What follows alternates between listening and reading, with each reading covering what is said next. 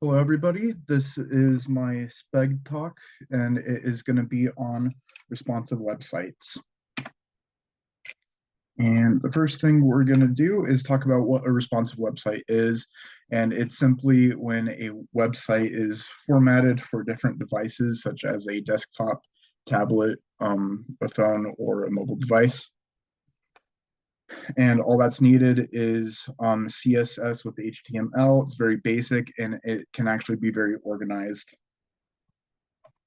And I'm gonna kind of just go through a quick um, preview of a quick example that I made of a template for what you can do with responsive websites.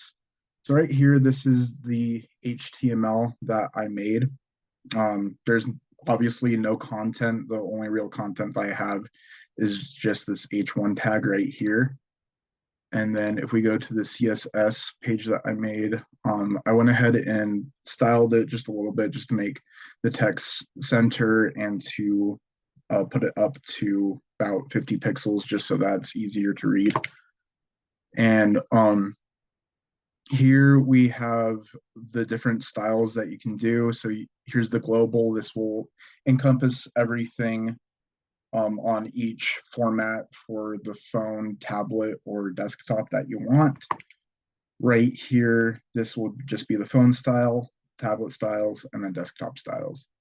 And how you make it so that it is more responsive is you will do this at media screen, and then you'll put the minimum width that you want it. And then when it goes to the next minimum width, that will go ahead and change it to whatever you want. And for these, I'm going to kind of show you a demo of what it looks like, the website itself. And I did make it so that's a little bit easier to see with the background colors. I changed the color for each one, and you'll also see that there is a desktop device, tablet device, and phone device on the actual screen. So right here we have it as a desktop, then as a tablet, and then as we go slower, it will be for phones.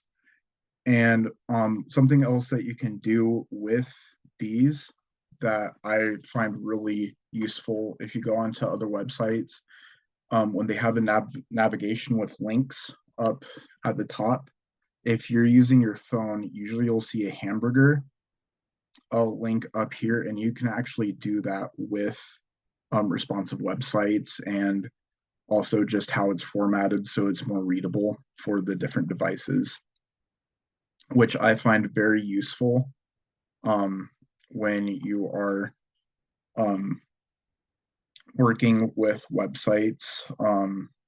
And something that I've learned is that you should always make your website with responsiveness in mind so that you don't have to backtrack and do a bunch of this stuff later, because most of the styles that you'll use for desktop won't go in the global styles. It will actually go down into the desktop styles.